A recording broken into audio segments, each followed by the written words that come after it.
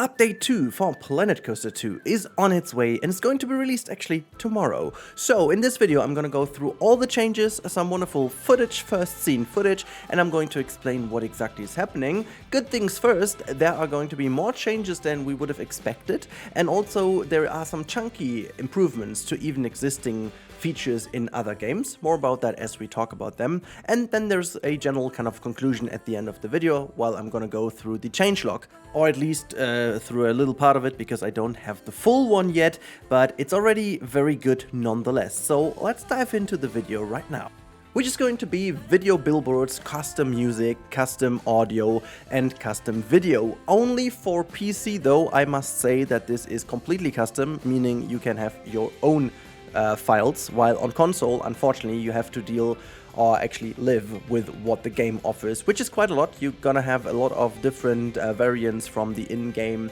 advertising and the in-game brands, which is cool, but as of now, and also there's no info about it being planned, there is no feature for the future. However, what is in here is pretty cool. You can also link your speakers to your billboards to play custom sound or the sound of your video on another speaker, which is not even the same speaker as the billboard itself, which is pretty damn cool. The rest pretty much works as expected. In the other Planet games we already had them. You've got different sizes, you can put on images or video files, you can have your own ones in there and basically use them as you wish, as you can see in the footage and the screenshot that I have provided as some wonderful b-roll in the background. Also, thank you for Frontier for giving me access a little bit earlier again this time around, so I was able to prepare the video for you in hopefully a bit of a better manner than if I'm rushing it just after it's been announced. So let's move on to the next one, which is ride synchronization. Yes, a feature that we all loved in the first game,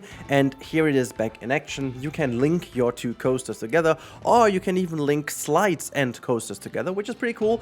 I'm just so thankful that they brought it in right away and not again step by step, you know, because sometimes it is like you have this option and then they edit this, and then in the next one you're like, yeah, hey, but what about slides and what about track rides? But now you can link basically all rides together, and that is pretty cool.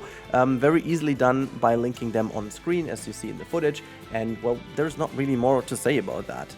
One of my favorite features of this update is definitely going to be these themed coaster trains, and specifically they are for the Zephyr and the Valet and Nidwalden wing coaster, I guess it's a flying coaster. The two coasters will receive, as you can see on screen, completely themed coaster cars or trains, which is super damn cool. And also alongside this, there is another feature regarding the coaster trains, which is nothing less than interchangeable cars. And here I want to praise Frontier right away, because this is a feature we got at the very end of its lifespan in the first game, and it was a very high demanded feature to have.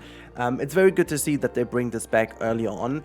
I could talk for a lot longer about this because I still kind of don't get the point of having the specific rides as single rides in the game. Now, with the manufacturers in game, it would have been easy, I guess, to just give us a manufacturer and a track type of this manufacturer and then have different types of trains, so you could also have the various track pieces on various rides that are capable. Like you have, for example, the typical B&M type of track, and then with this track comes all the different items you have for either a hypercoaster, splashdown coaster, sit-down coaster, you name it, and you can just interchange the coaster trains, which effectively you can do now, but you do have to select now the specific track with its specific special pieces in order to have that one, while you can still interchange the coaster cars. It's better than not having it, don't get me wrong, but I still think this is kind of confusing and could have been a lot more easy, I guess. But at the end of the day, I'm just happy that we do have now the interchangeable coaster cars and the themed coaster trains, which I think personally is a huge win, because we can now theme all these things. Also, by the way, they deliver now the specific theming pieces for its original car, which I think is a cool bit. Some little theming pieces for us to have, is like a falcon and a dragon. It's, you know, it's not massive, but it's kind of nice, so very neat. So let's move on to the next one. which is a returning flat ride, and this is the Pathos 3. I have actually recorded this video already yesterday because we got some early screenshots, and I was like, okay, this potentially might be the same as in the old game, but no, they confirmed in the video this has been completely rebuilt from the ground up, so it is the same ride as in the first game, but completely rebuilt for Planet Coaster 2 to have all the new kind of styling options and obviously the attachable scenery, and it also does look very cool, and it does also look a little bit less themed than in the first one, which is great because that'll give us the option to theme it exactly how we like it. It's a very decent ride to return, and a free ride, you know, free of charge is always good, so I'm not gonna judge if that's the best flat ride to have or not, because we know there will be more coming in the future. We don't know which ones, but I'm personally happy about the Pathos 3. Let me know in the comments what you think about this one, but I personally like that. Alright, we talked enough about the content heavy part of things, and also for the people who love content, that was great. Now we need to talk about multi-select. This is an option that we all have been moaning about quite a lot since the very release of this game, that there is no functioning multi-select with holding down shift, and it's all way too complicated. You've got way too many clicks until you have selected a thing. You then need to confirm it and blah blah blah. Now they have fixed that. You do have simple drag above your things. You can just drag and hold, and then you can see this little selection appear. It is automatically selected, so you don't have to confirm that again. And also, what's pretty beautiful, you also get some wonderful filters now. They come in super handy because when you just multi-select over a region, maybe you don't want to have the path, for example, and pools in. That's quite often the case. And now being able to just simply click and deselect them to have your selection to create either a group or a blueprint, it's just very handy. And again, it's one step further to just giving us back the old multi-select with holding down shift. So well done, super nice Frontier. That's not only listening but also going that one step further. I pretty much like.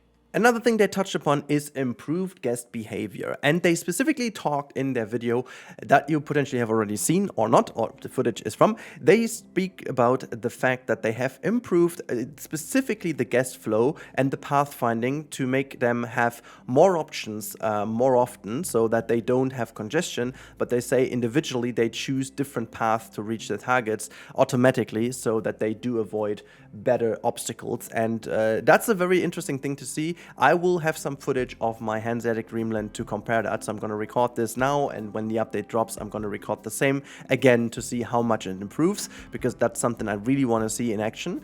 But very, very neat to see that they have also touched upon that. I am a big fan of this, and let's speak about the conclusion of this chunky update. Alright, so this update looks very promising. It fulfilled all the things that we have expected in the roadmap, but what makes me really happy is knowing that there is going to be more in a changelog, which I don't have yet, but they announced this, that there will be a full changelog tomorrow, so keep an eye on that one too. But I must say that all the changes they have done so far are beyond what they should have delivered, or actually not should have delivered. I have to phrase it a bit differently. As I said earlier, and I stand by that, these are all things that should have been in-game actually. However, I mean at the release. However, again, let's move forward. Let's look into the future. And I'm very happy that they didn't just give us the cheap copy of what has been existing already in the different games, Planet Coaster or Planet Zoo. No, they went always one step ahead. Better synchronized coasters, better notification assessment. By the way, I didn't really talk about that. There's also a new way to organize notifications, which is coming in very handy if you play career mode. It's similar to what Planet Zoo did, but then again, I find it a little bit better from what I've seen. So basically, there is just like that. You have all the notifications organized in a neat way, and you can enable or disable them in the menu. So that's great. But also the way you can connect now audio with video, and you can scale video, billboards, blah blah, very nice. The multi-select better with the filter options. All in all, I'm very happy that they didn't just deliver the bare minimum, that they are committed to do more. And knowing Rich now for already, I don't know, 7.5 years, 8 years, I don't know. I met him 2017, the first time being at Frontier. I think back in the day he was like senior art director or even lead art director on Planet Coaster 1, and seeing him being so passionate and still being so passionate makes me happy and makes me very hopeful for the future, that he's still on the project, being so determined to make it a better game. And all these updates now seemingly fulfill what we've been hoping for. I always said this is not going to be the update that's going to bring people back to the game. But if there's going to be a bigger update sooner this year, because new features have already been announced to be coming, the game needs to be good. The game needs to deliver. And this is a first major step into the right direction. And I can't wait to see what it all has in store for us. So let's keep an eye out for what is coming in the next days. I'm specifically excited also for the guest flow improvements, so let's wait for that one. And yeah, so thank you for watching. Let me know what you think about this update, what your feelings is about, and yeah, just let's discuss a little bit in the comments, and I'll talk to you in the next one.